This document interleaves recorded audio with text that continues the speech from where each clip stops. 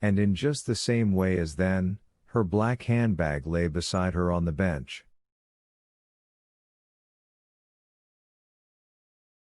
He was not beside her this day, but Margarita Nikolaevna mentally conversed with him all the same.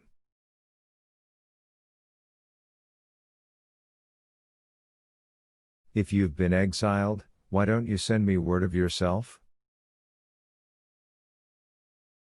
People do send word. Have you stopped loving me? No, for some reason I don't believe that. It means you were exiled and died. Release me, then, I beg you, give me freedom to live, finally, to breathe the air.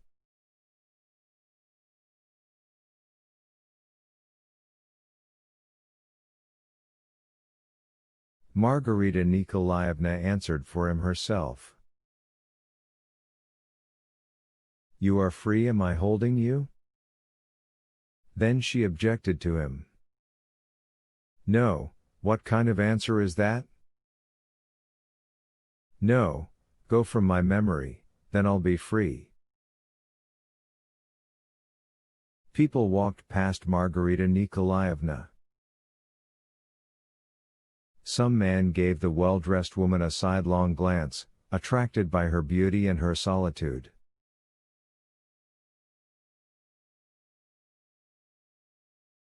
He coughed and sat down at the end of the same bench that Margarita Nikolaevna was sitting on.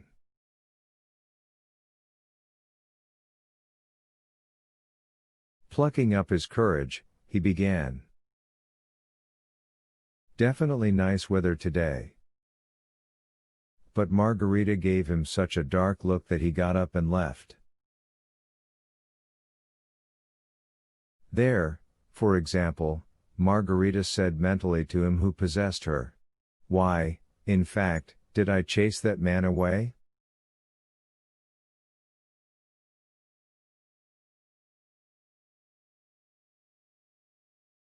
I'm bored, and there's nothing bad about this Lovelace, unless it's the stupid word definitely.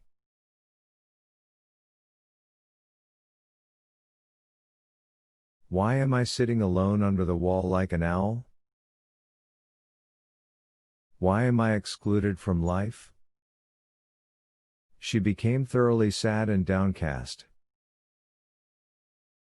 But here suddenly the same morning wave of expectation and excitement pushed at her chest.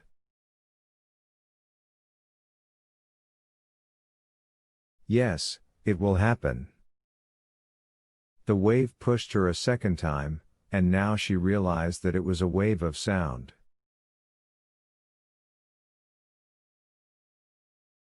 Through the noise of the city there came ever more distinctly the approaching beat of a drum and the sounds of slightly off-key trumpets.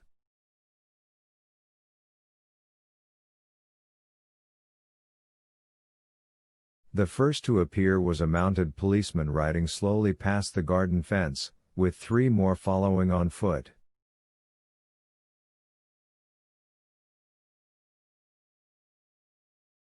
Then a slowly rolling truck with the musicians. After that, a new, open hearse moving slowly, a coffin on it all covered with wreaths, and at the corners of the platform 4 standing persons, 3 men and 1 woman.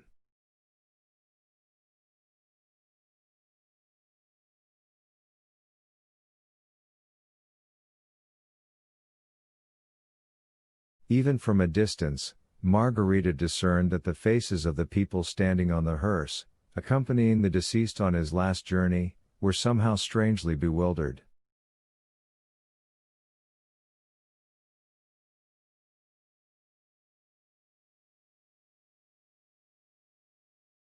This was particularly noticeable with regard to the citizeness who stood at the left rear corner of the hearse.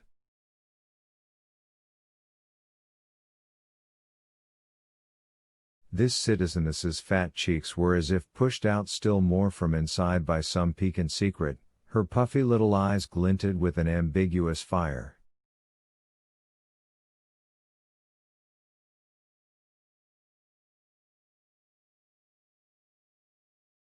It seemed that just a little longer and the citizeness, unable to help herself, would wink at the deceased and say, "Have you ever seen the like?"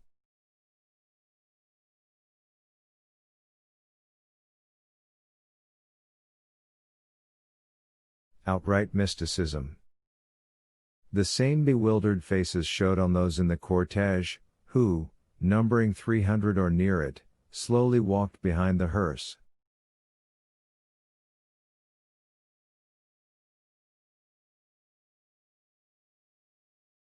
Margarita followed the procession with her eyes, listening to the dismal Turkish drum fading in the distance, producing one and the same boom, boom, boom, and thought.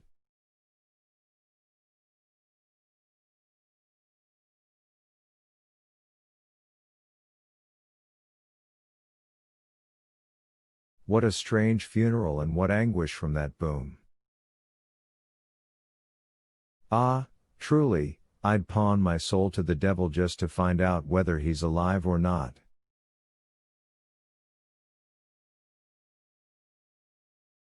It would be interesting to know who they're burying. Berlioz, Mikhail Alexandrovich, a slightly nasal male voice came from beside her, chairman of Masalit.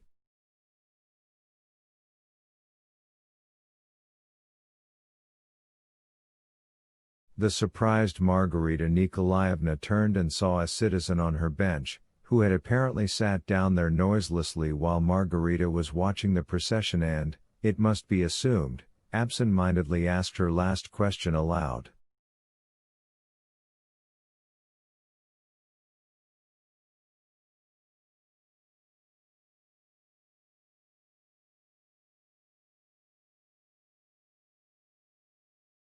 The procession meanwhile was slowing down, probably delayed by traffic lights ahead.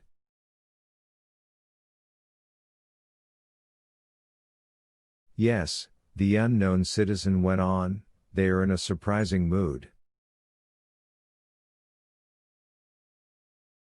They're accompanying the deceased and thinking only about what happened to his head.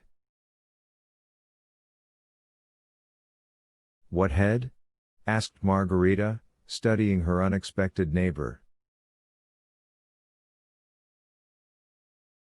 This neighbor turned out to be short of stature, a fiery red head with a fang, in a starched shirt, a good quality striped suit, patent leather shoes, and with a bowler hat on his head.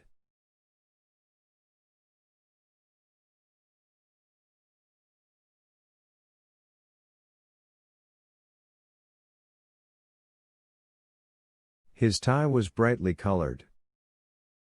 The surprising thing was that from the pocket where men usually carry a handkerchief or a fountain pen, this gentleman had a gnawed chicken bone sacking out.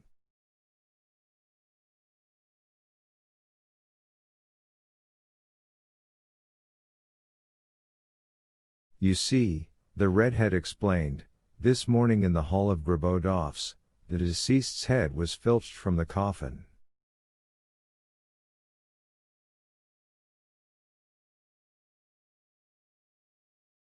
How can that be? Margarita asked involuntarily, remembering at the same time the whispering on the trolleybus.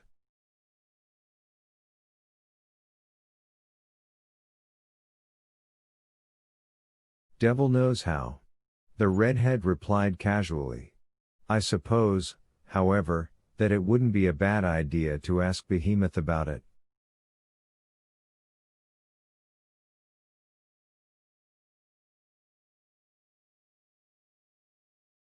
It was an awfully deft snatch. Such a scandal. And, above all, it's incomprehensible, who needs this head and for what?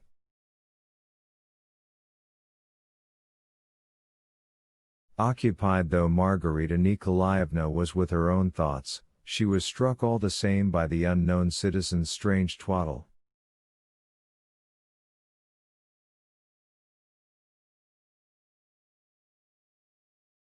Excuse me, she suddenly exclaimed. What Berlioz? The one that today's newspapers. The same, the same. So it means that those are riders following the coffin? Margarita asked, and suddenly bared her teeth.